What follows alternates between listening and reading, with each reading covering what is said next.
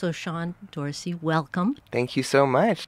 I want to let everybody know that you're from San Francisco. You're going to be at the Bates Dance Festival performing July 16th and 18th with your newest dance creation that's called The Missing Generation. So what I'd like you to do is just describe what the dance is about. Yeah, so The Missing Generation is a dance theater show, and it gives voice to longtime survivors of the early AIDS epidemic.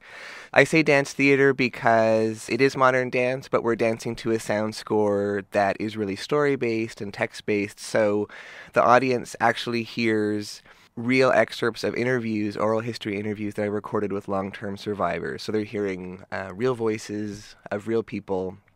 And then I spent 350 hours working on building a sound score. So I worked with a team of 4 composers and wove together, I think it's a really beautiful, lush score, original music, and excerpts of these remarkable stories by these remarkable people.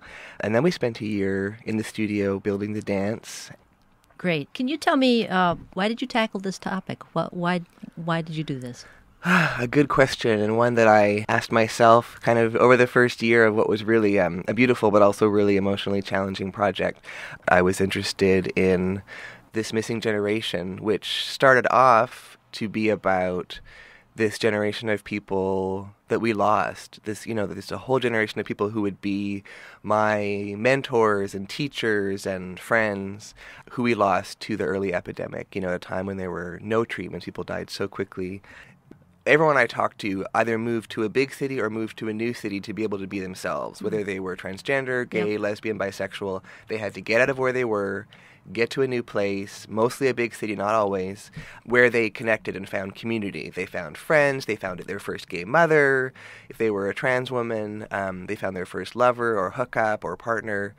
So that context also became really important to the project. There's a whole section called First Family that follows this woman, Siobhan Egypt, who I interviewed in New York, who's a transgender woman, and her leaving Long Island, where her family said, if you want to be like that, you can't be here. And she had to pack her bags. She came to New York and she met all these amazing people in Penn Station, all these transgender people who didn't leave the station. They hung out there all day long, all night long. And she met Kiki, who was her first gay mother, who took her under her wing and showed her the ropes and how to stay safe. And so how is that? Can you just describe what we'd be seeing on the stage for this scene? Yeah. The audience here is hearing music. In this particular section, it's this gorgeous cello music composed by Alex Kelly.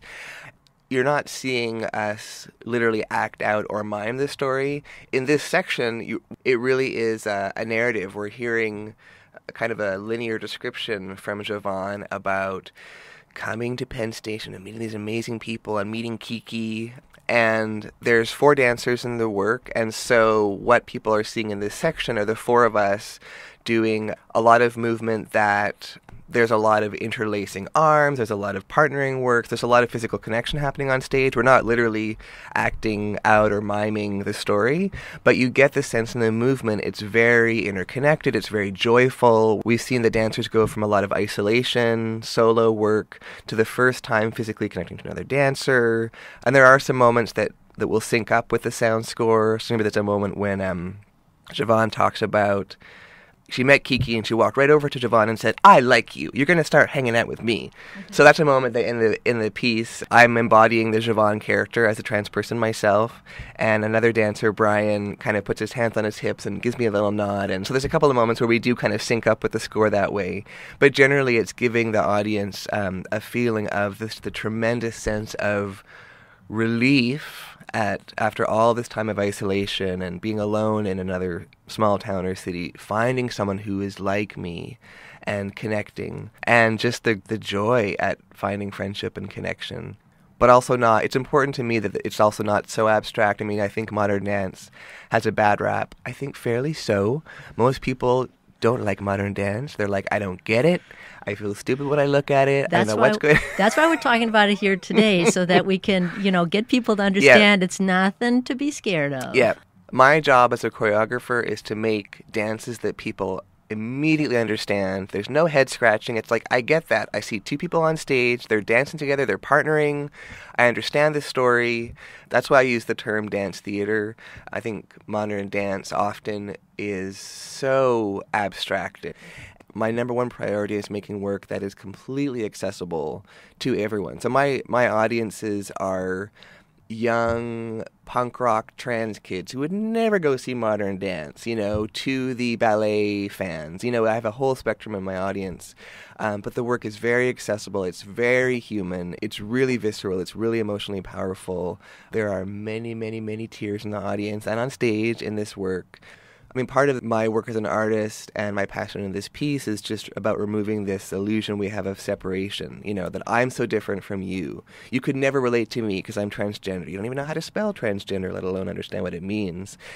I think people come in the theater, the lights go down, and the work is accessible and powerful and immediate.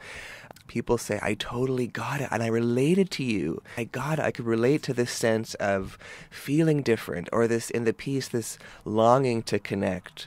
That illusion of separation by letters of the alphabet, LGBTQ, it's like all people, whether they're LGBT or straight, will get the work, they'll relate to it, because it really goes deeper and explores really universal stuff.